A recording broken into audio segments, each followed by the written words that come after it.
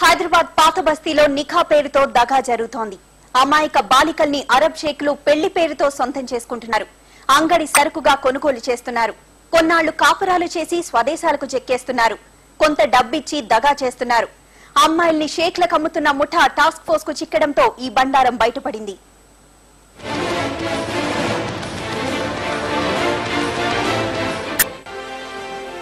హైదరాబాద్ పాత బస్తీలో మరో ఘోరం వెలుగు చూసింది.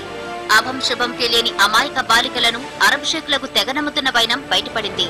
ఓల్డ్ సిటీలోని సుల్తానా షాహీ ప్రాంతంలో షమీం హైట్స్ ప్లాజాలో ఈ తతంగం జరుగుతోంది. విషయం తెలుసుకున్న టాస్క్ ఫోర్స్ పోలీసులు బిల్డింగ్ పై దాడి జరిపారు.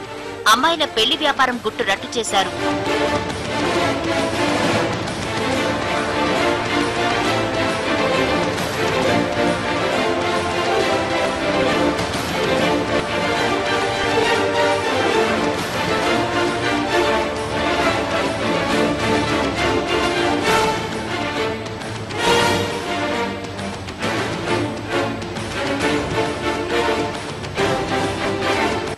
హోటల్ నిర్వాహకుడు రహీంను, అతని కొడుకు ఖైసర్ను అదుపులోకి తీసుకున్నారు.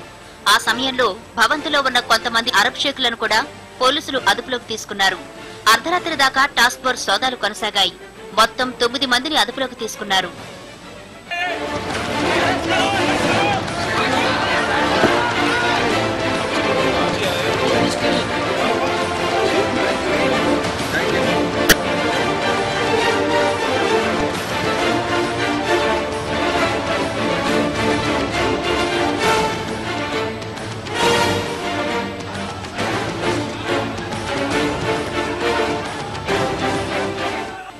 టాస్క్ ఫోర్స్ పోలీసుల దాడితో అమాయక బాలికల అమ్మకాల విషయం స్థానికులకు తెలిసింది.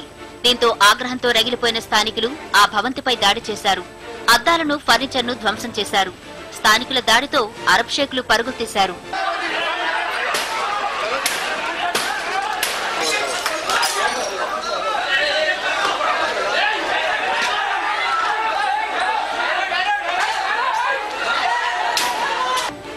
పదేళ్ల నుంచి బాలికల్ని అరబ్ షేకులకు అమ్మే భాగవతం సాగుతోంది. నిఖా పేరుతో దగా చేస్తున్నారు. పేదరికాన్ని ఆసరా చేసుకుని అమాయక బాలికల జీవితాన్ని నాశనం చేస్తున్నారు. కొంతకాలం క్రితం అరబ్ షేకులతో పాత బస్తీకి చెందిన కొందరికి పెళ్లైంది. కొన్నాళ్లు ఉండి ఆ తర్వాత వెళ్లిపోయిన షేక్లు కొంత మొత్తం చెల్లిస్తున్నారు. మళ్లీ మరోసారి ఇక్కడికి వచ్చిన షేక్లు కొన్నాళ్లు కాపురం చేస్తామని చెప్పడంతో హోటల్కు వచ్చామని పాత బస్తీకి చెందిన అమ్మాయిలు అమాయకంగా చెప్తున్నారు. నాకు అరబ్ షేక్ తో 5 ఏళ్ల క్రితం పెళ్లైంది. 3 నెలలు మాత్రమే కాపురం చేశాడు. షేక్ వెళ్లిపోయాడు. ఆరోగ్యం బాగాలేక ట్రీట్మెంట్ కోసం మళ్ళీ ఇప్పుడు వచ్చాడు. కొన్నాళ్లు కాపురం చేస్తాను.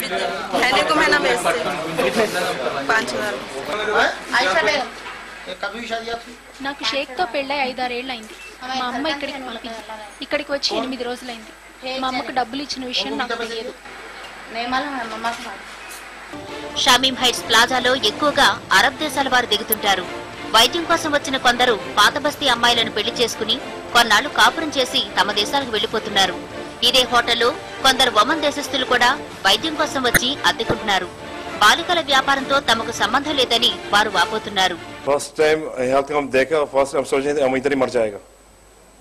నేను ట్రీట్మెంట్ కోసం వచ్చాను. నాకేం తెలియదు. ఇలాంటి హోటల్లో దిగడం నాకు అవమానంగా ఉంది.